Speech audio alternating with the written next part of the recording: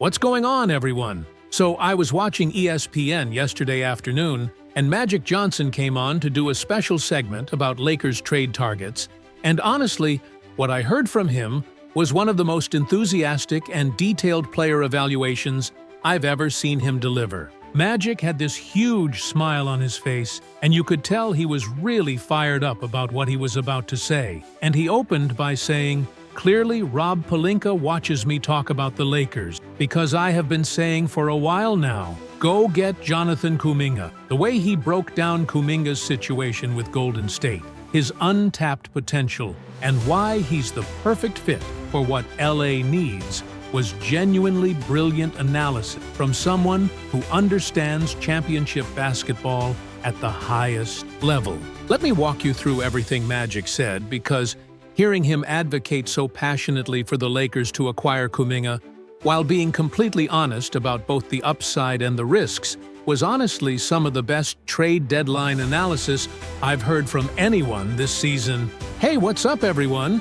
Real quick before we get into everything, that like button is literally what determines if this reaches hundreds or thousands of fans. Takes 1 second, but makes a huge impact on the channel's growth. Just smash that like button right now. It's the easiest thing you can do, but honestly, the biggest way to support this content. Every single like pushes this further, so hit it now. So, Magic opened the segment saying clearly Rob Pelinka watches him because he's been talking about this for a while now. Go get Jonathan Kuminga. And you could tell he wasn't entirely joking, because Magic has been very vocal about what moves the Lakers need to make, and he genuinely believes Kuminga is the perfect target. He said Kuminga is a buy low, high-reward type player who is exactly what this Lakers team needs: youth, athleticism, and two-way play, even though defensively at times he can lose focus and get distracted. Magic acknowledged the three-point shot can be inconsistent,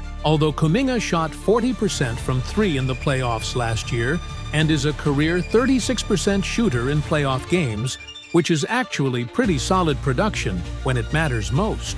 You also have to keep in mind that Golden State doesn't have a ton of playmaking outside of Steph Curry. Steph is excellent at drawing gravity and helping to get you open looks, but the level of playmaking the Lakers have with LeBron James, Luka Doncic, and Austin Reeves is unlike anything Kuminga has experienced in his career.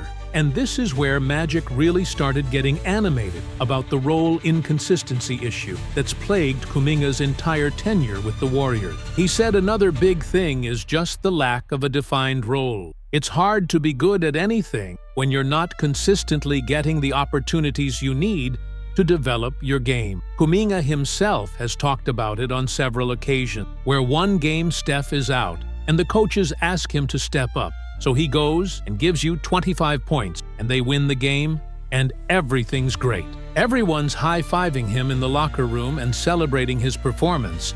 And then, all of a sudden, the next game, it's like, oh yeah, you're not going to play tonight. Or he gets a DNP for no clear reason.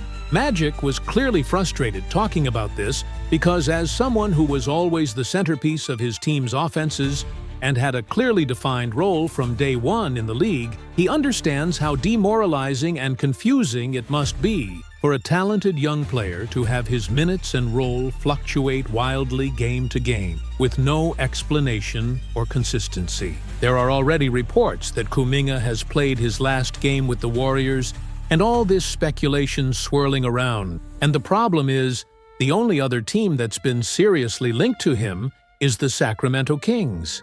But the Warriors don't want to take on De'Aaron Fox's long-term salary or other commitments that would limit their flexibility going forward. The Brooklyn Nets situation was discussed, where Golden State wants Michael Porter Jr., but the Nets don't want Jonathan Kuminga in return because he's making $22.5 million, and there is some risk with his inconsistency and effort concerned. The good thing is, he's not on a 4- or 5-year deal, so worst-case scenario in the offseason, you have a $22.5 million expiring contract, which has real value in trade discussion. Magic thinks there are a couple paths the Lakers could take to acquire Kuminga, and this is where his analysis got really creative and showed he still understands trade mechanics and salary cap intricacies better than most analysts on television. He thinks you could just trade straight up with the Warriors and be that facilitating team since Brooklyn doesn't want Kuminga and Sacramento doesn't have the expiring contracts that LA has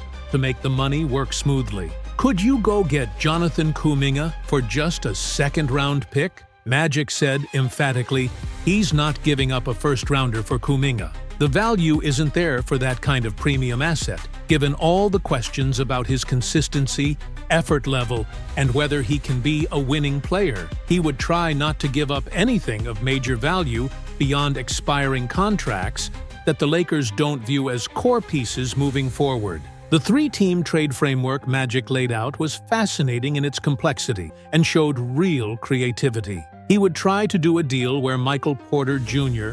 is going to the Warriors because they want him and have the assets Brooklyn is demanding, Golden State gives up Kuminga, and whatever else to facilitate the deal. And the Lakers take on Kuminga's contract, while sending out Gabe Vincent and Max Christie to the net. Because there's real value in expiring contract for a rebuilding team that's trying to maintain flexibility. You're getting all your assets from the Warriors, who are desperate to make a win-now move. Or you do an expanded trade where you're getting other players to sweeten the package and improve multiple roster spots.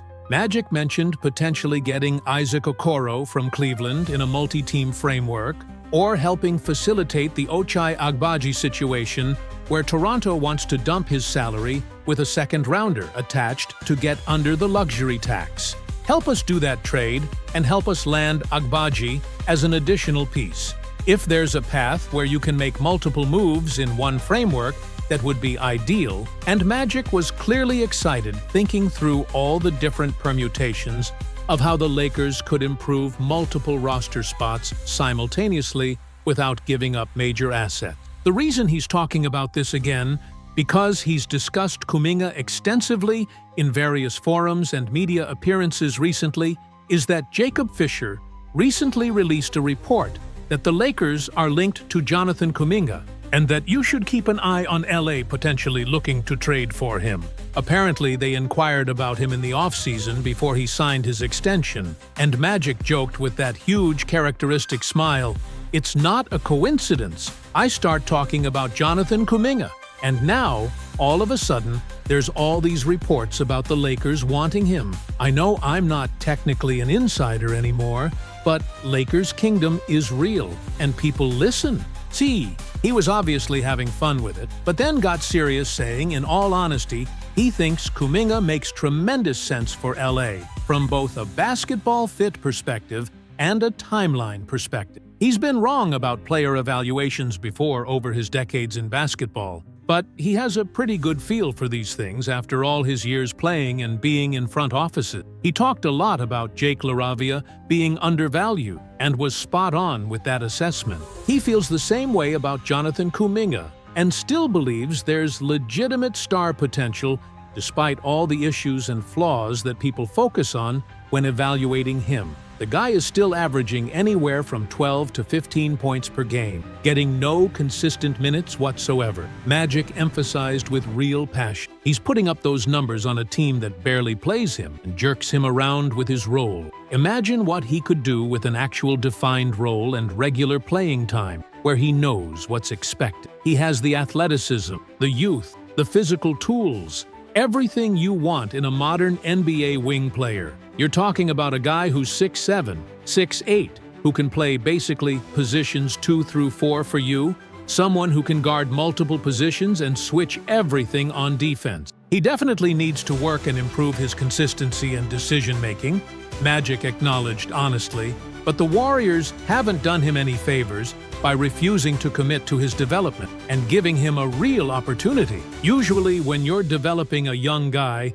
you're trying to put him in position to succeed and build his confidence. They're not even playing him regularly. He's literally sitting out games in street clothes, watching from the bench. That's no way to develop a talented young player who has legitimate upside and potential to be really special. So the Warriors aren't going to get some crazy return for Kuminga given his situation and all the questions surrounding him, and he's going to end up somewhere before the trade deadline. The Lakers have the expiring contracts to make the money work, and they desperately need a guy just like him. Young, athletic, versatile. Whether he's the answer as a starter or comes off the bench doesn't even matter. It doesn't hurt to have a 6'7", 6'8", versatile athletic wing who can defend positions 1 through 4 and slot in offensively at 2 through 4 while being able to self-create and not be ultra-reliant on LeBron, Luka, and AD, but also play off those guys effectively and knock down the open shot. Magic said he thinks, and he could be wrong but doesn't think he is, that if Kuminga comes to the Lakers and gets a real role with real opportunity and is actually told clearly, this is what we're looking for you to do, play hard, do the margins, do the hustle plays, rebound and defend at a high level, he could absolutely thrive in ways Golden State never allowed. He's a great rebounder, which people don't talk about enough when evaluating his game. Imagine him playing off of Luka Doncic as a slasher and cutter, and off-ball mover, which he's comfortable doing from his time with the Warriors playing off Steph Curry's gravity. Also as a lob threat running the floor in transition alongside LeBron James. He's a guy who could slot into your starting 3 position, Magic said. If you want to keep Jake LaRavia as your starter this year, that's fine. Bring in Kuminga as your super sub, who can give you different looks and explosive energy off the bench. Something Magic has talked about extensively with this Lakers team is, yes, they need two-way guys without a doubt, but they also just need raw athleticism and youth to complement the older stars. He says it all the time. Imagine if you just got another Jard Vanderbilt-type player who impacts winning in ways that don't show up in the box score. Vanderbilt isn't an offensive savant or a great three-point shooter, but he is so important and impactful to this Lakers team because of all the little dirty work, the margins, the intangible things that don't show up in the stat sheet but help you win games. Jonathan Kuminga, if he can really buy into that stuff, and you have to keep in mind he's not particularly good at that with the Warriors right now. But 1, Golden State doesn't really play him in a consistent role to properly evaluate what he can do. And 2, you're never going to get a better version of Kuminga than you would as a team that just traded for him, because he's going to be off the Warriors and have that relief, that exhale, that fresh start in a new environment. He's also going to be motivated to stick it to Golden State and prove they made a massive mistake giving up on him so early. He's going to be on a team like the Lakers, where he gets to play alongside Luka Doncic, LeBron James, and Austin Reeves in Los Angeles, in front of the best and most knowledgeable fans in basketball. There are so many psychological factors that mean you're probably going to get the absolute best version of him. He's probably never going to be more focused and motivated than if you trade for him right now, because he wants to prove everybody wrong who's doubted him throughout his career. And the guy's only 23 years old. Magic emphasized with real passion in his voice. He's young enough that the Lakers could have drafted him this year if he'd been in the draft. He's a kid, literally, maybe 5 years away from his physical prime, and he is hyper-athletic and versatile in ways that are incredibly rare to find. A guy who can play on-ball, off-ball, guard multiple positions, switch everything, do a little bit of everything for you. It is such a low-risk, high-reward move, you'd be foolish not to make it if the opportunity is sitting right there in front of you. Magic understands he's making $22.5 million, which might seem like a lot of money, and maybe he's slightly overpaid based on his current production and all the inconsistencies, but you look at what the Warriors have done to him development-wise, and a lot of that underperformance is directly on them and their terrible handling of young talent. If the Lakers trade for him, and he's great, and reaches even 75% of his potential, LA looks like absolute geniuses who bought low on a future star. If you unlock Jonathan Kuminga, you get an absolute steal. A young, athletic, versatile wing on a reasonable contract who can grow alongside your young core pieces. And Magic genuinely thinks there is a version of Kuminga that can be unlocked that is absolutely terrifying for opponents to deal with. He's a guy who on at least the surface looks like an ideal player to slot in alongside Luka Doncic, just another young athletic wing to go with Ochai Agbaji and Jake LaRavia. You can't have too many of these guys at that position in today's switch-heavy NBA, and if Kuminga works out and reaches his potential, then suddenly there's not as much pressure to go trade major assets for a Herb Jones or someone like that at the deadline. If Kuminga can be that elite 3-and-D wing for you this season, he can be that for you next season too, and maybe you work on a new extension and lock him in long-term as a core piece of the future. Worst-case scenario, he's a $22.5 million expiring contract that you can look to move or flip for other assets in the summer. And we've seen over and over how valuable expiring contracts are in trade negotiations throughout the league. If you want to make a play for a superstar in the off-season, you have Austin Reeves, Ochai Agbaji, Jake LaRavia, and Jonathan Kuminga as legitimate trade chips to dangle. If Kuminga works and becomes what you hope, that's one less wing you need to acquire through trade. So now you could go trade for Herb Jones to shore up perimeter defense, and also turn around and trade for a rim protector like Nick Claxton to address the interior defense.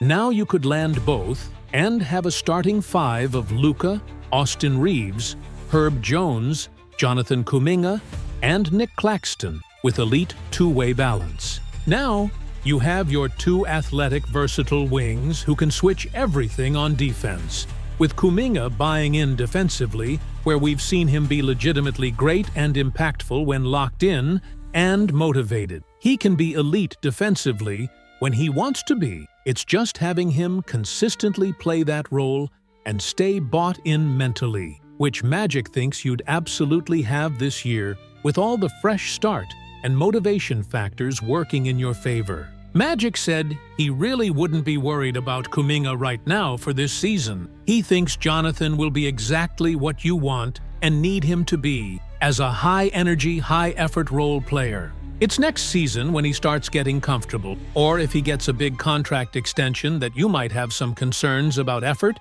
and consistency slipping. But this year, all he wants is to get off the Warriors and just have a clearly defined role to play, where he knows what's expected of him every single night and can build his confidence back up. What really struck me about Magic Johnson's entire breakdown was how much genuine enthusiasm and optimism he had about this specific trade scenario and this specific player. This wasn't cautious analysis about mitigating risk or being conservative with assets.